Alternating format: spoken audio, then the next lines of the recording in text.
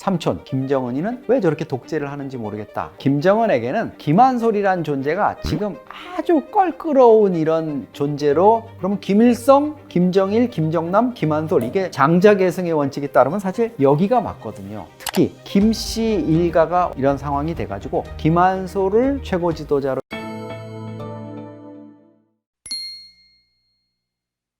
지금 북한은 한국과 적대관계, 대한민국을 제1주적 이렇게 하면서 완벽하게 차단벽을 치고 있거든요. 그리고 우리 측에서 대북 전단이라든가 이런 것들, 또 대북 방송 이런 것들이 많이 차단되어 있기 때문에 대북 정보 유입은 좀 이전보다 좀 줄었다고 볼 수 있습니다. 그런데 여전히 북중 접경 밀수 루트를 통한 한류 드라마 영화의 유입이 되고 있고요. 더 중요한 거는 해외에 근무하는 외교관, 또 상사 주재원, 또 북한 식당이나 이런 사업체에 일하다 돌아간 이런 인력들을 통해서 외부에서 눈뜬 이런 정보들이 북한에 유입되고 있다는 거죠. 엘리트들 사이에 이런 정보들이 이제 번지고 있습니다. 그래서 한국에서 어떤 일들이 벌어지고 있는지 이런 것들이 드러나고 있고요. 특히나 이란에서 일어나는 반정부 시위, 이게 청년들이 주도하고 있다는 거, 또 경제난이나 실업에 대한 어떤 불만 때문에 일어나고 있다는 거, 이거 김정은 입장에서는 정말 화급한 일일 겁니다. 더군다나 다른 네팔이나 이런 나라의 그 반정부 시위와는 다른 게, 이란이 어떤 나라입니까? 1979년 혁명 이후에 신정체제잖아요. 유일신처럼 사실상 인간의 얼굴을 한 신처럼 받들여지는 그 존재, 알리 하메네이 한 사람이 지금까지 40년 가까이 이렇게 통치하던 이런 체제인데, 거기에 지금 반기를 들고 물러나라, 그리고 오히려 옛날이 좋았다 이렇게 얘기하고 친미 세력이었던 팔레비 왕조를 지금 그리워하는 이런 움직임이 벌어지고 있고, 알리 하메네이가 해외로 망명한다는 소문까지 나오고 있어요. 더더군다나 지금 약간 주춤하는 것 같지만 트럼프 대통령이 다시 이란의 시위가 격화될 수 있다면서 지금 거기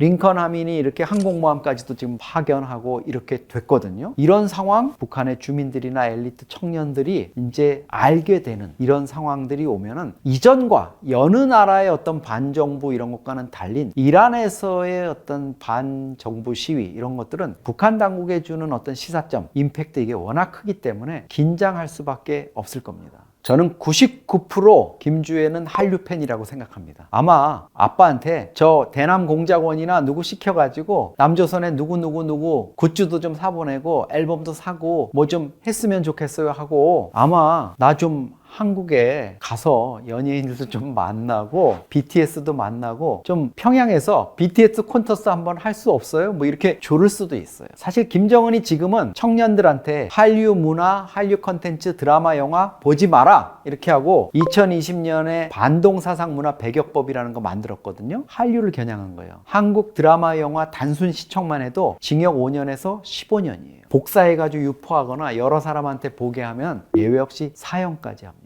실제로 중고등학생들 드라마 보던 애들 학교에서 공개 재판해가지고 머리 깎이고 징역 9년 수갑 채우고 나가면서 너희들은 얘처럼 인생 조지지 마라 이렇게 얘기하는 영상이 공개되기도 합니다. 근데 이게 말이 안 되는 거죠. 김정은이 2018년 남북 정상회담 열리고 이럴 때 그해 봄에 우리 예술인들이, 가수들 이런 사람들이 북한에 가서 공연했잖아요. 그때 한국 가수들 공연하고 이럴 때 레드벨벳 가가지고 빨간 맛 부르고, 그러니까 김정은이가 막 치켜 세우면서 너무 좋다, 다음에 또 왔으면 좋겠다 이렇게 얘기했어요. 가수 최진희 씨는 가가지고 자기 애창곡인 사랑의 미로 이런 거 부르려고 그랬더니 때늦은 후회인가 이런 노래를 불러달라 그랬다는 거예요. 왜 부르라 그러는 거야? 이래가지고 북측에다 살짝 물어봤더니 김정은의 생모인 고용이가 생전에 좋아했던 노래라. 아니, 자기는 엄마가 좋아했던 한국 노래 불러달라 그리고 이러고, 자기는 레드벨벳 가지고 막 이러면서 빨간 맛이 어쩌고 막 이래놓고는 이제 와가지고 불과 몇 년 지나지 않았는데 청년들한테 야 중단해라? 이거 말이 안 되는 거죠. 이러다 보니까 이제 주민들, 특히 젊은 층들이 불만이 생길 수밖에 없겠죠. 한마디로 한류 제약을 가하고 한류를 처벌하는 건 영이 서지 않습니다. 북한의 일반 주민들은 김한솔에 대해서 1도 알 수가 없죠. 철저하게 베일에 가려져 있고 차단돼 있으니까요. 그러니까 핵심 엘리트들이나 이런 사람들은 해외에서 다 이 영상을 봤겠죠. 왜냐하면 한때 김정일 국방위원장의 아들이었고 최고 권력을 넘겨받을 후계 1순위였고 장성택의 후견을 받던 인물이었으니까 그 김정남이 암살을 당했다. 그리고 그 아들이 하나 있었는데 이렇게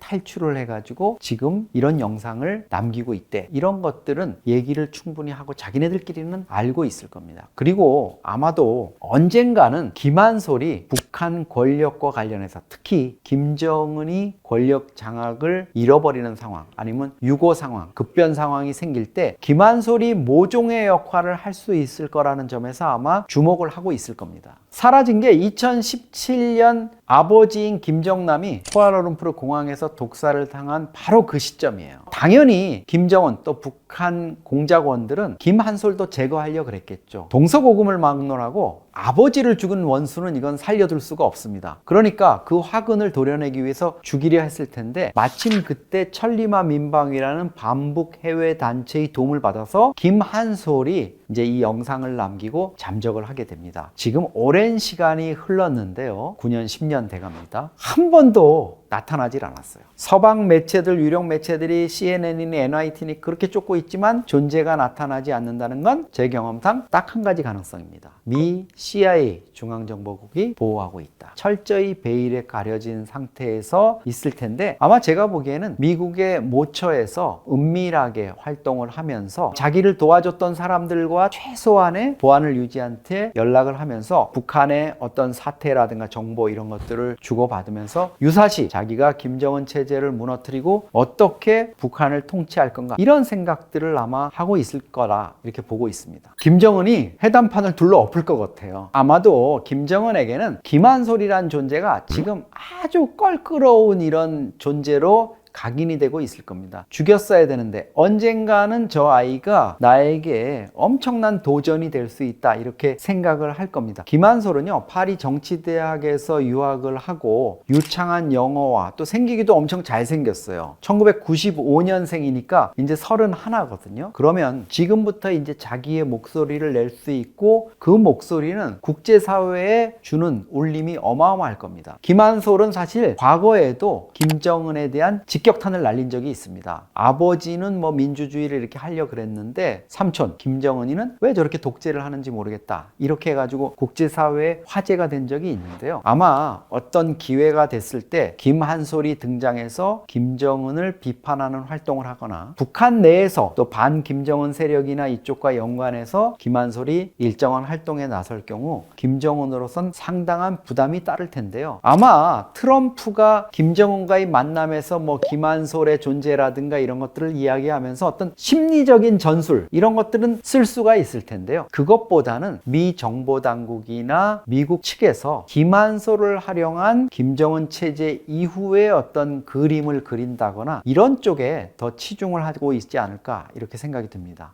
김정은이 완전히 권력을 잃어버리고 뭐 유고 상태에 빠지거나 특히 김씨 일가가 완전히 권력에 대한 장악을 하지 못하는 이런 상황이 돼가지고 김여정이라든가 뭐 이런 쪽도 이제 전면에 나설 수 없는 이런 상황이 된다면 김한솔이 어떤 대안으로 작동할 가능성은 있습니다. 물론 북한의 군부 엘리트라든가 노동당이라든가 이쪽에서 파워게임이 이루어지면서 김한솔을 최고 지도자로 이렇게 옹립을 하는 이런 단계가 있을 수 있죠. 북한 체제가 오랜 세습 체제가 되다 보니까 당장 어떤 제3의 인물이라든가 낯선 지도자를 내세우기보다는 야 그래도 얘가 김씨 집안의 장손이야. 얘가 장손이거든요. 김한솔이가. 아버지인 김정남이 김정일 국방위원장의 맏아들이에요. 그러면 김일성, 김정일, 김정남, 김한솔 이게 장자계승의 원칙에 따르면 사실 여기가 맞거든요. 그거를 이제 중시하는 북한의 어떤 지도 그룹이나 이쪽에서 김한솔을 옹립할 가능성 다른 여러 가지가 문제가 생긴다면 그런 가능성도 배제할 수는 없다. 이 정도로 말씀드릴 수 있겠습니다. 김한솔이 얼마나 자유민주주의 체제나 이런 데에 대한 확고한 신념이나 의지를 갖고 있느냐 이게 중요할 것 같아요. 사실 저는 김정남이 김정은을 뭐 독재자라고 비판하고 이렇게 했지만 만약에 김정남이 후계자가 돼가지고 그 자리에 앉았으면 어땠을까 이런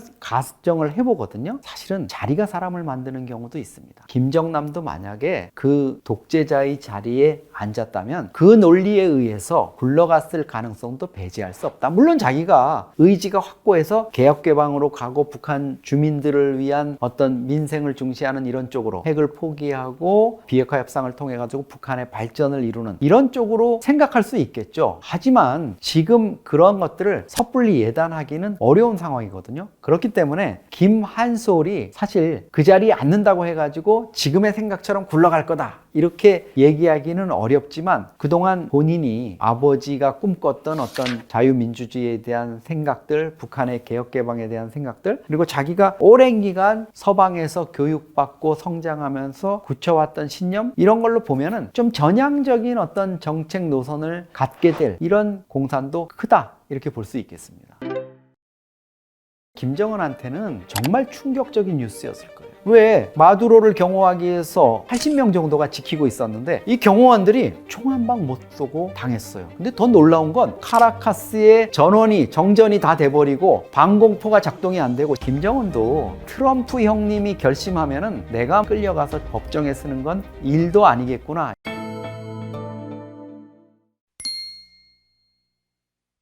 김정은이 매일 아마 악몽을 꾸고 있을 겁니다. 미국 땅으로 끌려가는 모습들, 거기에서 마두로랑 같이 있는 모습들, 이런 거 아마 잠에서 깨다가 깜짝 놀라가지고 옆에 부인 이설주 또 주애가 제대로 자고 있는지 확인을 할 겁니다. 사실 김정은한테는 정말 충격적인 뉴스였을 거예요. 그냥 쳐들어온다 이 정도가 아니라 침실에서, 그것도 부인과 함께 전격적으로 체포 압송되는 이런 상황이었다. 그런데 방공망은 하나도 가동이 안 되고 그 많던 경호원들이 다 몰살을 당하는 이런 상황이 맞았는데도 미군은 한 명도 다치지 않고 압송이 됐다. 그리고 미국 법정에까지 세워졌다. 이건 김정은이 정말 끔찍한 최악의 시나리오가 될 겁니다. 김정은 입장에서는 아마 평양의 방공망을 제일 먼저 좀 체크를 해봤을 것 같아요. 그리고 또 하나는 자기 측근들 중에 어떤 녀석들이 배신을 할 인물인가, 이걸 아마 다시 한번 좀 은밀하게 검열을 했을 것 같아요. 생각해 보세요. 마두로를 체포하기 위해서 미군 부대가 들어갔다. 우리가 사는 일반 가정집처럼 문 열고 들어가면 방 두세 개 있는 이런 집이 아니잖아요. 대통령궁이다 뭐 이러면 마두로라고 대비 안 했겠습니까? 옮겨 다니기도 하고 어디 은폐도 하고 뭐 이렇게 했을 텐데, 정확히 그 방에 찾아가서 침실문을 두드리고 도망가는 걸 쫓아가서 잡을 정도면 내부의 스파이 없이는 어렵습니다. 쉽게 말하면 김정은 침대를 갈아주는 아주머니, 화장실 청소하는 분, 또 밖에 경비 쓰는 경호원, 오늘은 어느 방에서 주무신답니다, 이런 거를 알 수 있는 수행비서나 이런 친구들, 그 중에 누군가가 포섭이 돼 있으니까 가능한 거죠. 미국이 그 정도 손을 안 뻗쳐 놓았을까? 저는 충분히 닿았을 거라고 생각합니다. 에이, 아무리 그래도 어떻게 그렇게까지, 그건 말이 안 돼요, 이렇게 생각하시는 분도 있을지 모르지만 2008년에 김정은의 아버지인 김정일 국방위원장이 스트로크가 와서 쓰러져서 식물인간 상태에 빠졌을 때가 있거든요. 그런데 그때 김정은의 동태에 정말 세계의 이목이 집중됐을 때 당시 우리 청와대 대변인이 기자들한테 큰 실수를 했어요. 김정은의 건강 상태가 어떠냐 하고 물었더니 혼자서 양치질은 할 수 있는 상태다, 이렇게 얘기를 했습니다. 여러분 생각해 보세요. 김정은이 혼자서 양치질을 할 수 있는 상태라는 거를 얘기할 수 있을 정도면 그거는 누가 직접 봤거나 아니면 본 사람으로부터 보고를 받은 이런 상황일 수가 있죠. 아니면 그런 통화 내용이나 이런 거를 감청을 했거나, 이런 사례를 보면은 한미 정보당국, 특히 미국의 감청 능력이라 휴민트, 인적 정보를 투입해가지고 정보를 이렇게 뽑아내는 이런 정보는 정말 우리의 상상을 초월한다, 이렇게 볼 수 있어요. 김정은 입장에서는 정말 이제 자기의 경호 부대라든가 이런 데를 믿을 수가 없을 겁니다. 마침 통일부가 4개나 되는 북한 김정은의 경호 부대 중에서 북한이 3개 부대의 책임자를 경질했다고 이렇게 발표를 했거든요. 이거 시사하는 바가 큰 것 같습니다. 마두로를 체포할 때 트럼프가 입이 근질근질해가지고 이걸 뒤늦게 비밀인데 공개를 했는데요. 디스컴버뷸레이터, 이런 무기를 사용했다 그랬어요. 디스컴버뷸레이터, 정말 들어보지 못한 무기인데요. 이게 어원을 보니까 상대방을 당혹시켜가지고 어리둥절하게 하다, 이런 뜻이래요. 그러니까 이거는 정말 그동안에 우리가 듣고 듣고 봤던 차원의 무기와는 다른 겁니다. 왜? 마두로를 경호하기 위해서 베네수엘라 경호원도 있었지만 쿠바가 또 경호원들을 파견해가지고 80명 정도가 지키고 있었는데 이 경호원들이 총 한 방 못 쏘고 당했어요. 근데 더 놀라운 건 이들 중에 상당수가 두통을 느꼈고 코피가 나오고 뭐 이랬다잖아요. 열이 나고. 아마 강한 전자기파, 펄스 무기라 그러는 그런 거를 넘어서는 강한 전자기파를 통해 가지고 사람이 완전히 무력화되는 이런 공격을 한 것 같고요. 이것 때문에 베네수엘라 수도 카라카스의 정전이 다 돼버리고 방공포가 작동이 안 되고 심지어 경호원들끼리 통신도 마비가 돼가지고 어떻게 연락을 못했다는 거잖아요. 김정은도 트럼프 형님이 결심하면은 내가 워싱턴이고 뉴욕에 끌려가서 법정에 서는 건 일도 아니겠구나 이렇게 생각을 할 거고요. 작년 10월 경주에 트럼프가 왔을 때 제발 만나자 이랬을 때 거절했잖아요. 4월 달에 미중 정상회담 하러 베이징에 오는 트럼프가 다시 한번 러브콜을 할 텐데요. 지금 아마 머리가 복잡할 겁니다. 아, 이번까지 거절하면 정말 트럼프 형님이 잘못하면 심기가 불편해지면 나 어떻게 하지? 가야 되나 말아야 되나 고민이 깊어질 것 같습니다.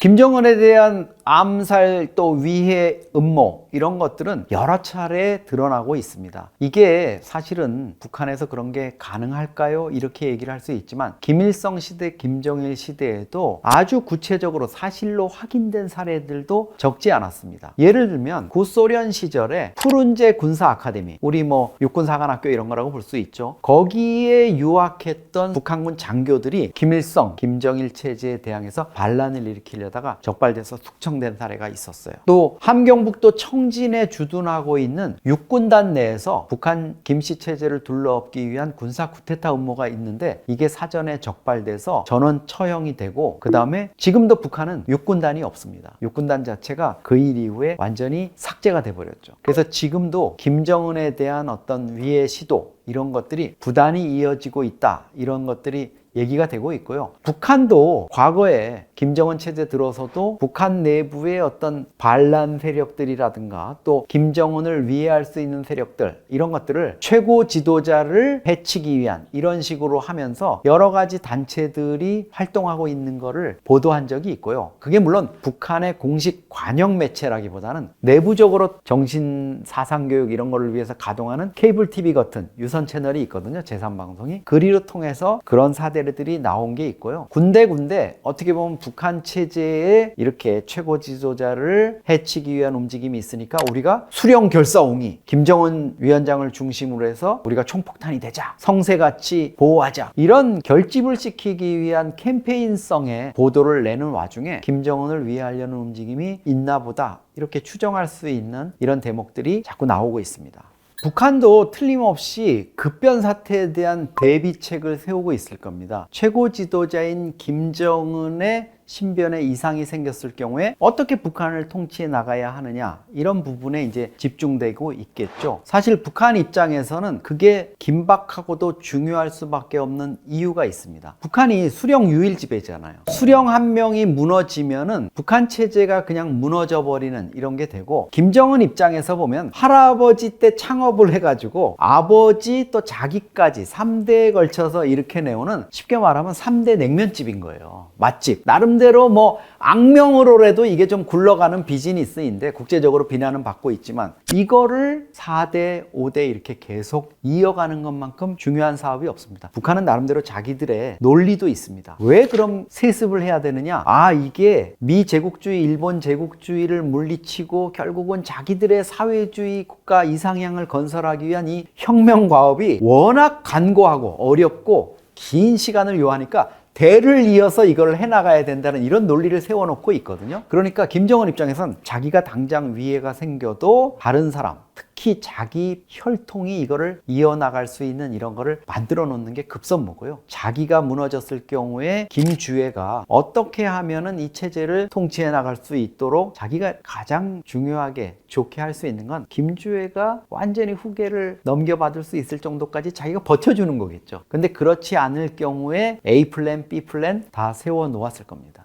그간 김정은과 관련한 여러 가지 뭐 위해설이나 이런 것들이 있었죠. 낭설이다 이렇게 주장하는 분들도 많았고요. 아이 그런 일들이 왜 없겠어 이렇게 추정하는 분들도 있었는데요. 거기에 대한 답을 뜻밖에도 김정은이 내놨습니다. 사실 최근에 북한 TV에서 놀라운 영화 하나가 방영됐습니다. 대결의 낮과 밤이라는 제목의 영화인데요. 이게 사실 작년 1월에 북한에서 개봉이 돼가지고 선풍적인 인기를 끌었어요. 그걸 이제 TV로 방영을 한 건데 저도 사실 이 영화를 보고 정말 너무 놀랐습니다. 왜 놀랬냐 하면요, 이게 바로 김정은의 아버지인 김정일 국방위원장을 제거하는 내용을 소재로 하고 있기 때문에 그래요. 그리고 2004년에 평안도 신의주 옆에 용천역이라는 기차역이 있었습니다. 거기에서 어마어마하게 큰 폭발 사고가 있었어요. 그래서 100몇 명이 죽고 정말 그 옆에 있는 용천소학교라는 데 애들이 다 막 눈을 다치고 이래가지고 학교를 재건하기 위한 우리 한국 단체들의 지원도 있었어요. 근데 그 당시에 어떤 소문이 있었냐 하면 김정일 국방위원장이 그때 중국을 방문하고 돌아오는 길에 마침 그 역을 지나갔기 때문에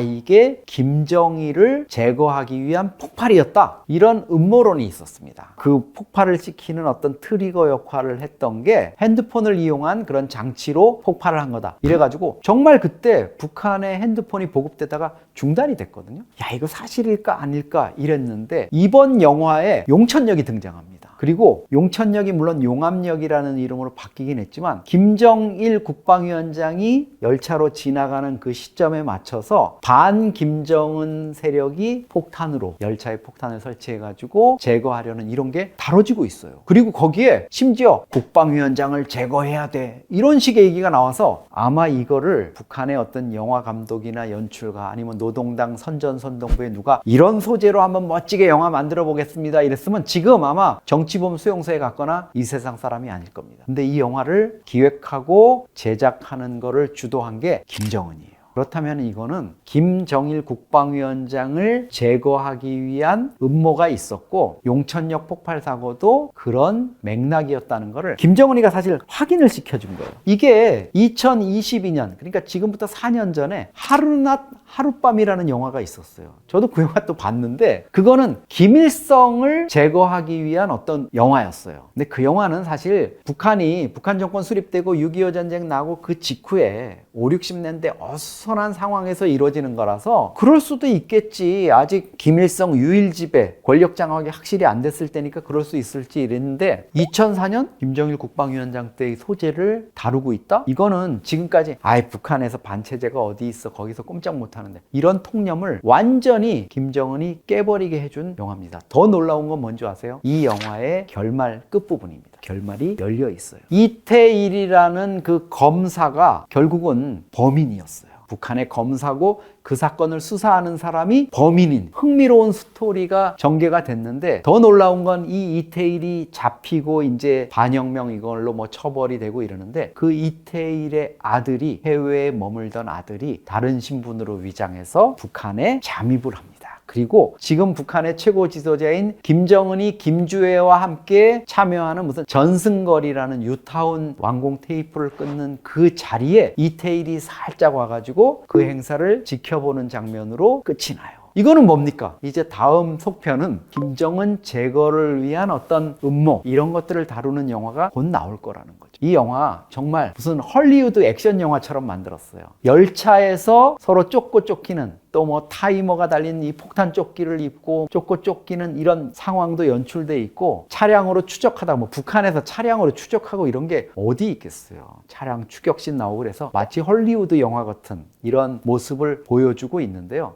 이 영화가 보여주는 의미, 사실은 간단치 않다고 봅니다. 북한 스스로, 북한 체제에도 최고 지도자를 암살하거나 제거하기 위한 음모나 또 계획들, 이런 것들이 끊임없이 이루어지고 있다는 거, 이거를 주민들한테 이제 각성을 시키는 거죠. 과거에는 금기시됐던 소재를 이렇게까지 꺼내면서까지 약간 자해공갈 비슷하게 이런 식으로까지 하면서 자극적으로 한다는 거, 김정은 입장에서는 뭔가 이전보다 조금 더 자기의 신변 안전이라든가 체제 유지 이런 게 다급해진 게 아니냐, 이런 생각도 듭니다.